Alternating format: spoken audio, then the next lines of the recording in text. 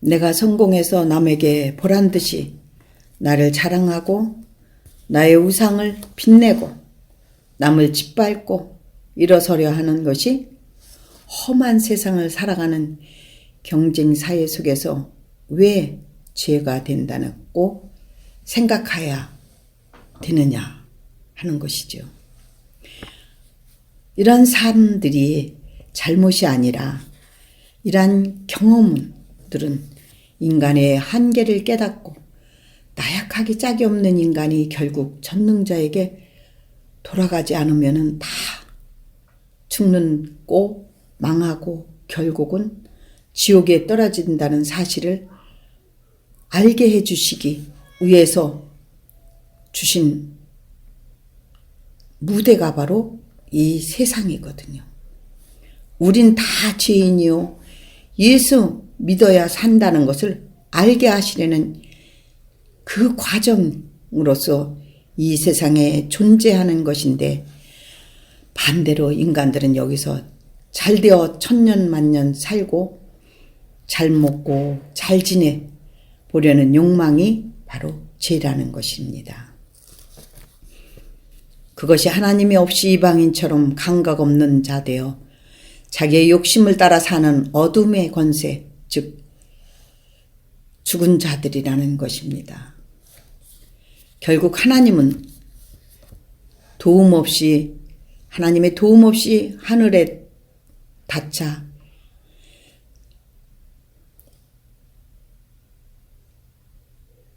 이것이 바벨이잖아요. 우리가 거기까지 갈 것이라고 아무도 생각하지 못했지만 이방인들의 허망한 꿈은, 본능의 욕심은 마음껏 사는 것입니다. 그래서 세상의 풍조의 물결이 그리스도인에게는 무서운 것입니다. 틈만 나면 나 자신도 모르게 그 길로 가는 나를 발견하게 되잖아요. 우리는 수시로 그런 나를 발각당해야 합니다. 그리고 돌이키고 또 돌이켜야 합니다. 그런 의미에서 성도의 회심은 단회성이 아니라 현재 진행형으로 반복되는 것입니다. 로마서 20절에 보면 오직 너희는 그리스도를 이같이 배우지 아니하였느냐? 이런 그리스도를 배우지 않았기 때문에 우리는 세상과 싸워야 합니다. 그런데 말씀이 만족감이 사라지면 사람들은 세상으로 가고 맙니다. 성경은 인본주의적인 행위론적인 해석이 더 그럴듯하고 마음에 와 닿는 법이거든요. 왜냐하면 성경은 이방인들의 성향을 돼지처럼 무조건 내 배만 채우고 보려는 탐욕적인 근성을 비유하고 있거든요. 여러분, 우리에게 육적인 자아를 챙기려는 본성이 싹 없어진 것이 아니라는 것입니다. 은혜를 받을 때는 없는 것처럼 잠시 죽은 듯 숨어 있는 것이에요. 그러나 틈만 생기면 내가 언제 죽었더냐 하면서 슬며시 자기 의를 드러내고 내가 잘 되어야 한다는 기복주의적인 신앙, 그리고 성공주의, 율법주의, 이런 것들이 슬며시 올라온다는 것입니다. 여러분, 자신과 가족들에게 절대 긴장을 풀지 마세요. 이곳이 아킬레스가 되는 경우가 많거든요. 난 안 그런 것처럼 착각하고 사는 것이 감각 없는 자 되는 것입니다. 수시로 그런 나 자신의 성령의 조명으로 들킬 때 우린 더 이상 자신을 신뢰하지 않게 되지요. 이처럼 내 속에 있는 어둠의 습성이 발각되어 밖으로 튀어나오는 것이 어둠에 있지 않고 빛 가운데로 나오는 것이요. 그런 성령의 책망을 통하여 나의 어두움이 폭로되는 일들이 빛의 열매를 맺는 것임을 믿으시기 바랍니다. 내가 영적으로 병들면 우리의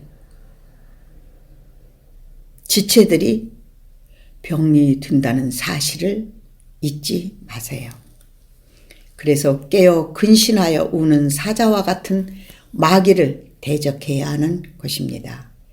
마귀를 대적한다는 것은 어떤 귀신과 싸우는 것이 아니라 내 안의 영적인 감각을 마비시키려는 그런 사고방식에서 늘 말씀으로 나의 정체성을 늘 새롭게 인식하는 작업인 것입니다.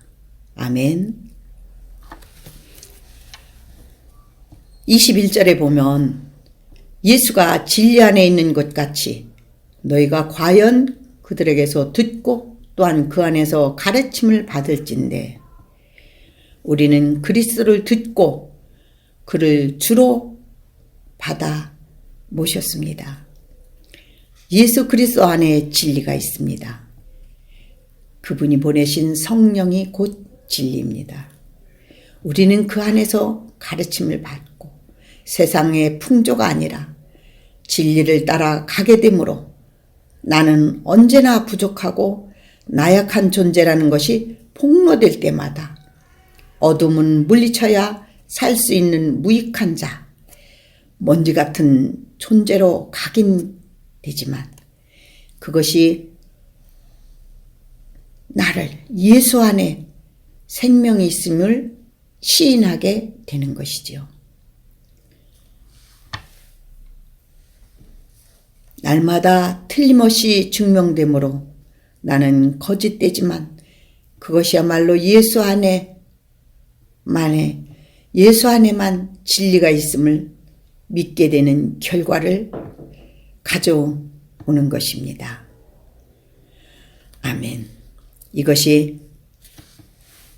이런 것을 경험한 우리의 삶 속에서 이러한 경험이 우리 삶 속에서 자주 있어야 합니다. 그런 자들이 진짜 예수 믿는 자들이거든요. 그러기 위해서는 셋째로 구습을 쫓는 옛사람을 벗어버리려야 할 것입니다. 22절에 보면 너희는 유혹에 따라 썩어져가는 구습을 쫓는 옛사람을 버리고, 즉 유혹의 욕심을 따라 썩어져가는 파괴되어가는 습관대로 살던 옛 사람을 멀리 던져버리라는 의미입니다. 우리에겐 이방인들처럼 생각하고 말하는 가치관이 아직 남아있기 때문에 끊임없이 그리스도와 함께 죽고 그리스도로 말미암아 산다는 고백과 함께 그 십자가를 지고 주님을 따르는 복종, 즉 자기 부인이 있어야 합니다. 그것이 바로 23절에서 말하는 오직 심령으로 새롭게 되어, 심령으로 새롭게 된다는 것은 무엇을 의미합니까? 영적 깨달음을 게을리하지 말라는 것인데요. 우리의 심령이라는 것은 언제나 이 세대를 보고 배우게 되어 있거든요. 그리고 그것이 정상인 것처럼, 당연한 것처럼 행하게 되어 있거든요. 12장 2절에 보면 무엇이라고 했습니까? 너희는 이 세대를 본받지 말고 오직 마음을 새롭게 함으로 변화를 받아 하나님의 선하시고 기뻐하시고 온전하신 뜻이 무엇인지를 분별하도록 하라. 세상을 이기고 이방인적인 기질을 이기는 방법이 이 길밖에 없습니다. 그것은 자신의 고정관념을 완전히 십자가에 못 박아 버리는 것입니다. 이 세상의 올바른 기준이 틀릴 수 있습니다. 하나님의 말씀과 정반대일 수도 있거든요. 우리의 심령이 말씀으로 나를 세우지 않는다면 이러한 것들을 분별하는 데는 무뎌지게 되어 있거든요. 사랑하는 여러분, 인간은 얼마나 창의적으로 그럴듯하게 종교를 만들어냅니까? 이스라엘의 금송아지 사건은 어떻습니까? 애굽의 신앙에다가 여호와를 접목시키는 것이 아닙니까? 지금 교회 안에 만연되어 있는 신앙의 유형이 바로 이런 방식적인 이방인적인 요소가 많습니다. 입으로는 하나님을 공경하고 몸은 금송아지에 가서 엎드리는 것입니다. 금송아지를 쫓아가는 이방인적인 우상숭배적인 근성이 아주 무서운 것이죠. 24절에 보면 하나님을 따라 의와 진리의 거룩함으로 지으심을 받은 새 사람을 입으라 라고 권면하고 있습니다. 복음에는 하나님의 의가 나타난다고 했습니다. 복음을 충분히 들어서 제사함과 성령의 임재와 역사를 맛보고 그 의가 나타나서 거룩함과 영화로운 자신의 가치를 발견하는 게 먼저입니다. 내 안에서 새 사람이 뭔지, 이방인적인 옛 사람이 무엇인지 구분이 안 되는 사람에게는 십자가를 지고 따르라고 하는 것이 고행인 것입니다.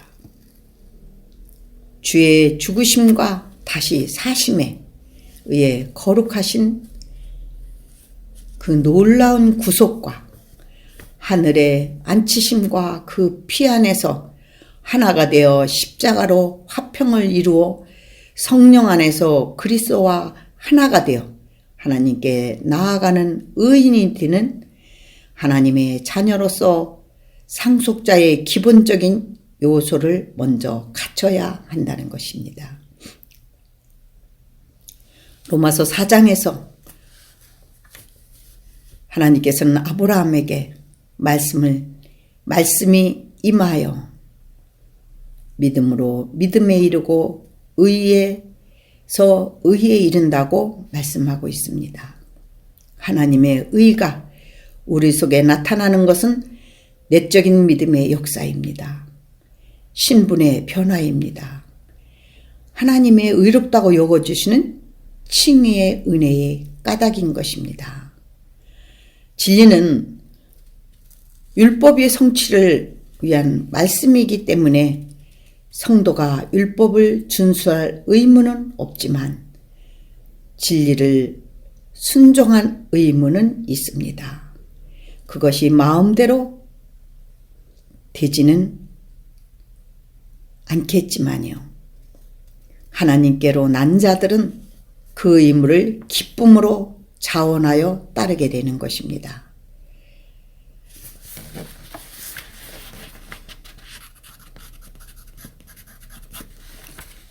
하나님의 진리로 심판하십니다. 율법으로는 아닙니다.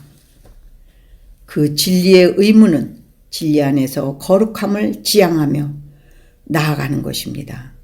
이 의무는 법적인 의무가 아니라 자원하는 성령의 반응인 것입니다. 그러므로 성령은 내 안에서 영혼을 사모하는 신적인 요소를 발견케 하시는 결과로 나타나는 신비로운 작용인 것입니다. 우리 속에 거듭난 씨가 있으면 그 새 사람이 되는 것이 자연스러워지고 영적 취향에 자꾸 맞아지는 것을 맛보게 되는 것입니다. 이것은 로마서에서 또 그리스도인으로 옷을 입는다고 표현하고 있거든요. 그래서 새 사람을 입어라 라고 하십니다. 만약에 새 사람으로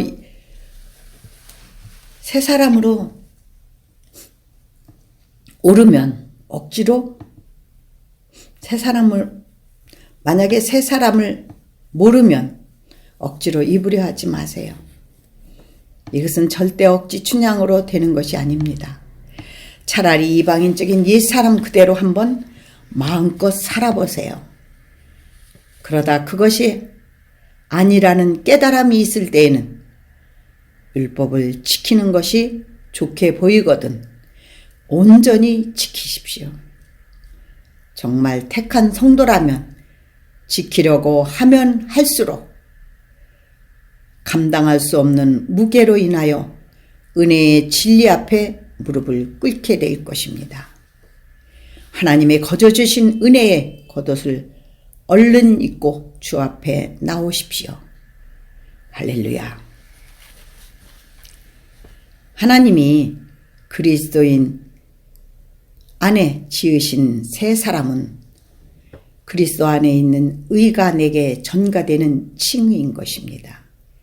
변화되어지는 사람이 되라는 말인데 이것은 본성이 변화되는 것이 아니라기보다는 진리에 대한 우리의 알미 새롭게 변화되어 그 진리로 나를 바르게 볼 수 있다는 의미에서 성도는 날마다 세워져야 하는 것입니다. 새로워져야 하는 것입니다.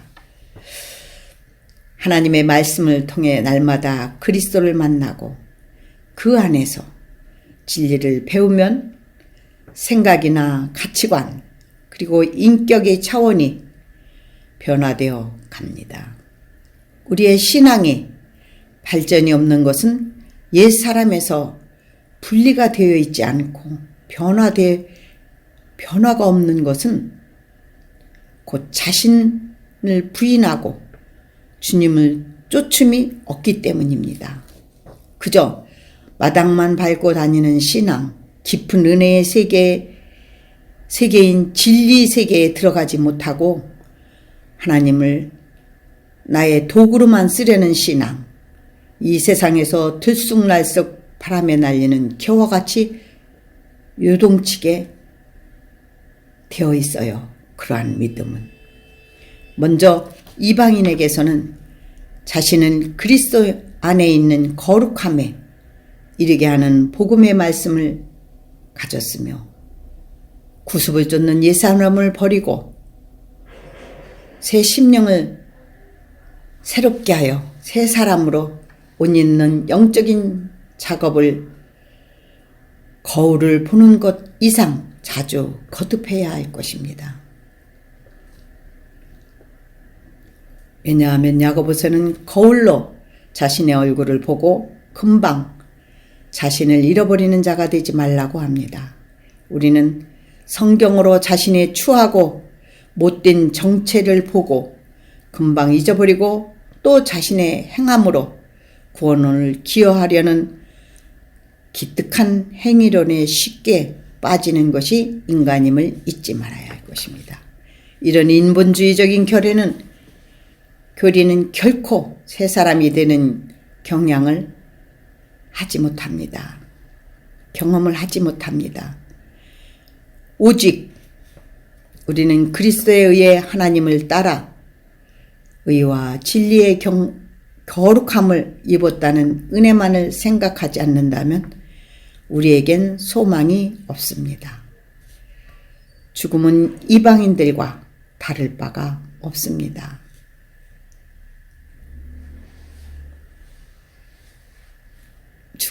죽은 이방인과 다를 바가 없습니다. 하지만 여러분들은 하나님을 따라 의와 진리의 거룩함으로 지으심을 받은 새 사람이 된 것을 믿으시기 바랍니다.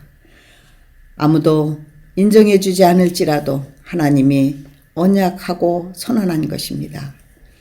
이 복음이 올 한 해 2019년 올 한 해에도 여러분과 함께 하기를 소망합니다.